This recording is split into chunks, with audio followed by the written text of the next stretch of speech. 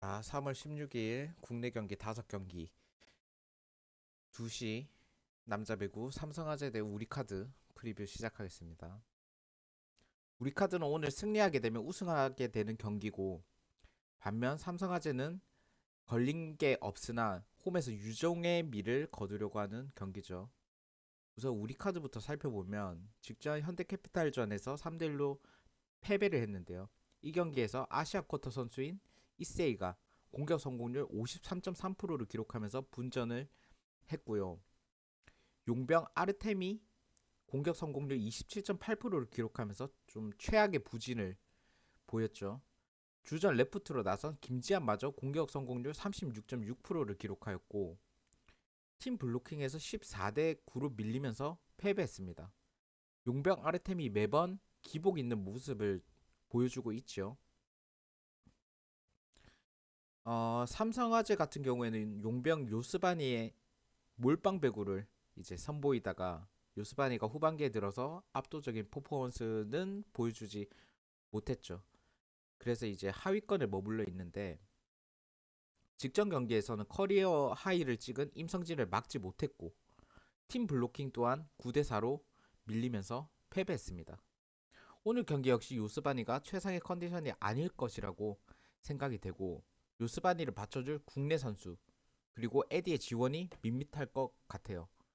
삼성화재의 승리의 원동력이 되었던 가장 큰 이유가 강력한 서브인데 수비가 좋은 우리카드 상대로는 많은 서브 에이스 및 서브로부터 파생된 득점을 만들기는 좀 어려워 보이네요. 여러모로 오늘 경기는 우리카드가 우위에 있다고 생각이 들고 셧아웃까지 나올 수 있는 경기라고 생각이 듭니다.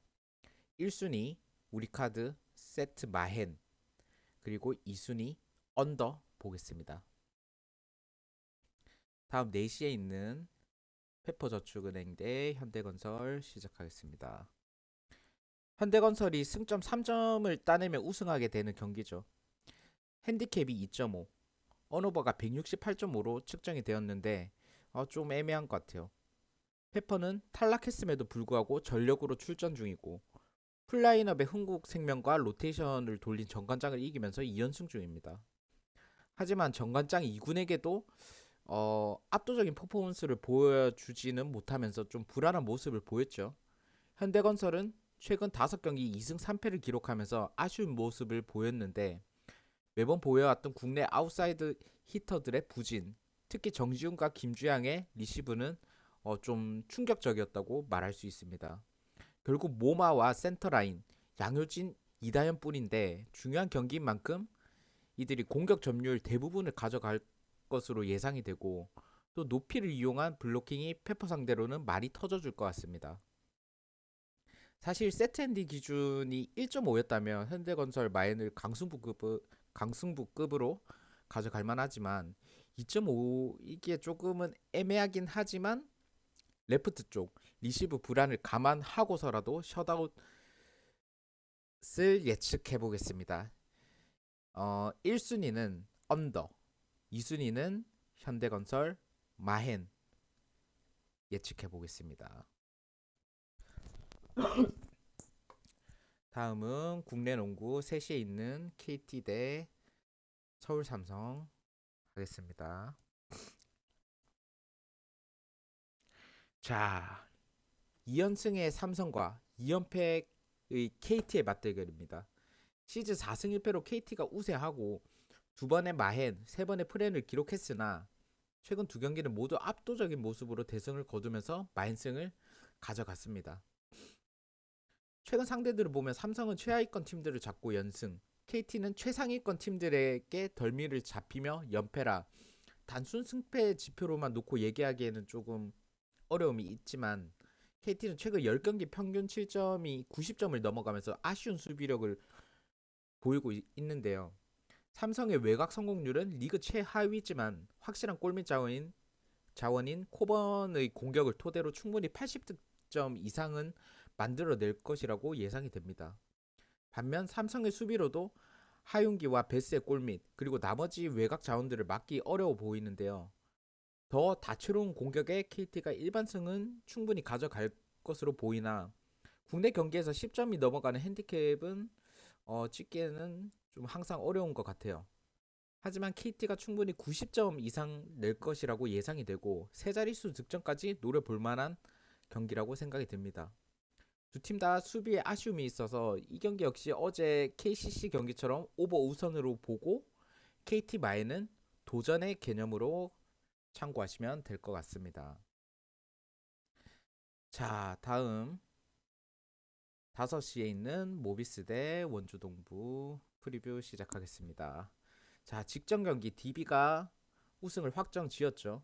이에 따라 이번 경기는 로테이션을 돌릴 가능성도 있어 보이고요. 따라서 라인업을 꼭 보시고 이제 가시는 게 맞지 않을까 싶습니다. 만약에 풀 대 풀 라인업이면 최근 DB의 화력이나 모비스의 수비를 생각했을 때 DB가 또 한 번 세 자릿수 득점을 올릴 가능성이 있어 보이고 모비스 역시 공격으로 맞불을 놓을 거기 때문에 오버가 제일 좋아 보이네요. 만약에 DB의 확실한 주전들 뭐 로슨, 강상재, 김종규, 알바노 중에서 2명 이상이 빠지면 모비스의 프랜승, 어, 정배 역배가 바뀔 경우에는 어, 일반승까지 보겠습니다. 다음 정관장 대 서울 SK. 자, 동아시아 리그까지 병행하면서 힘든 일정을 보내고 있는 양 팀이죠.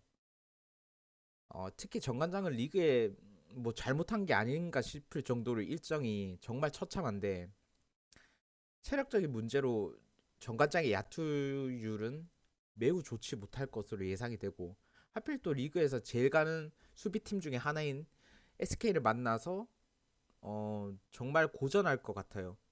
70점도 찍기가 좀 벅찰 것 같아 보이고요. SK 역시 원위 의존도가 굉장히 높고 다득점 경기보다는 수비적으로 풀어나가려는 좀 경기들이 많았기 때문에 오늘 경기도 90점 이상 넣기는 힘들어 보이고 이를 종합해보면 언더가 제일 좋은 선택지고 KT 경기와 마찬가지로 SK 마인을 도전 개념으로 가져갈 만할 것 같아요. 직접 맞대결 동아시아 리그에서 양팀 득점 합이 총 173점이 났는데 이거는 용병 2명이 같이 뛸 수 있어서 득점적인 측면에서 이런 결과가 나왔던 거고 이번 시즌 리그 맞대결은 4번 붙어서 모두 SK 마인의 언더를 기록했습니다. 이번 경기 역시 비슷한 양상으로 흘러갈 것으로 보이네요. 이상 감사합니다. 오늘도 건승하십시오.